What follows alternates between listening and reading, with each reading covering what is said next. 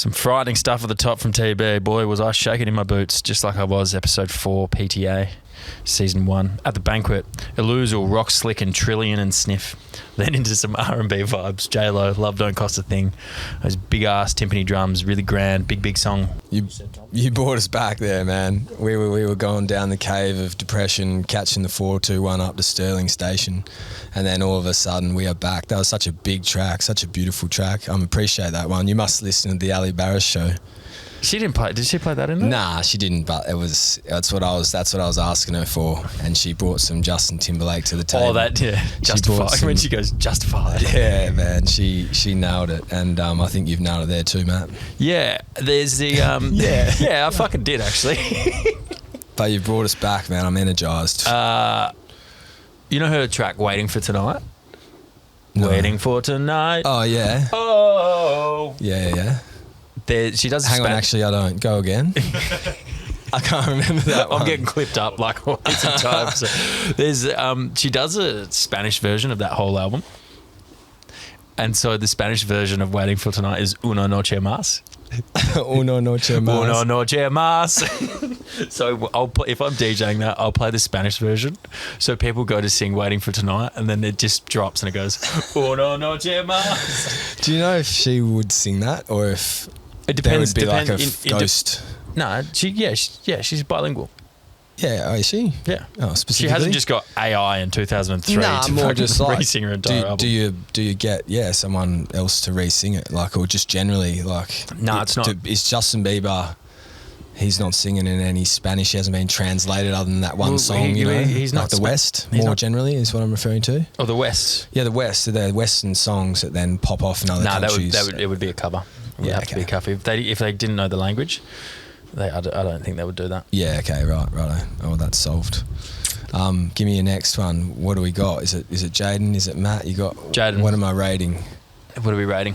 Because I'm keen to rate. Jennifer Lopez, overrated, underrated? Underrated. Yeah. Yeah, underrated. Correct. Crocs, like the crocodile. Crocs animal. like the shoe. Okay. The footwear. The footwear. I've got an easy answer for this. Can I go first? You go first. Incredibly underrated. And going to Melbourne, no one wears Crocs because everyone's a bit more formal. The weather's a little bit colder. There's not as many. They're not as functional. Not a town full of buggins. Yeah, they're not as functional. So people opt for the Birks and the Docs and a few other alternatives. But man, Crocs, which me and the rest of the world wouldn't touch 10 years ago. Like, remember when the Crocs first came out? It was like disgusting. The most disgusting shoe you've ever seen. And they do look kind of funny. They still do a couple of like pairs of Crocs that are really bad. Like my dad has these like ones with like a brown leather top or a brown suede top. They're so cooked. Well, just generally the whole concept is kind of cooked, but where I will give it the underrated status is on functionality. Yep. The Crocs are so functional, slip them on and off. They're so comfortable, and honestly, man, as soon as you take them off and go into another pair of shoes around the garden, chuck the Birkies on or whatever, any other formal function except for like a pair of Doc Martens that's been worn for 10 years, you'll notice instantly how like much worse your feet feel, and then therefore how much better relatively the Crocs are, because they're so good. What are you going for? I saw you hide your shoes. No, just before Doz answered, you slid them under your chair, put them away from the camera. I wear them every day, but I prefer the Lusso clouds that you have. The Lusso clouds. Do you know what? I loved the Lusso clouds when I was given them as well, but my mother-in-law, Innie, who loves cleaning things, cleaned them, left them out in the sun. And man, you should have seen me this one day, just like so confused. I think I'd had a few beers the night before. I'm waking up and I've got my clouds there, man. I'm just like putting my feet into them. It's just not fitting, man. It's just not fitting. And I'm like, oh, hang on a second. No, like, go have a glass of water, come back, like, right, put these clouds on. And mate, they'd shrunk to like a 9.5.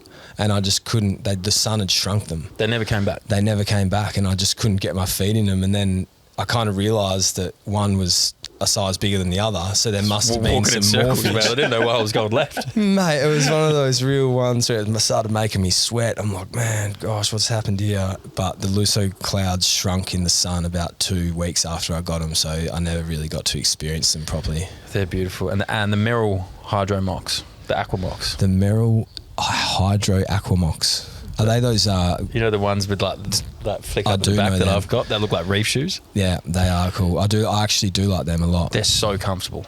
I put them on after mowing the lawn. See, do you know what? Drinking a beer. It's funny you say that because one lesson I've learned about the Crocs is you can't mow the lawn in them. Can't mow the lawn in the Crocs? Holes, nah. Because the holes get through, the debris gets through. You got to kick your shoes off, and then your socks are covered in the debris. You've got to double off where.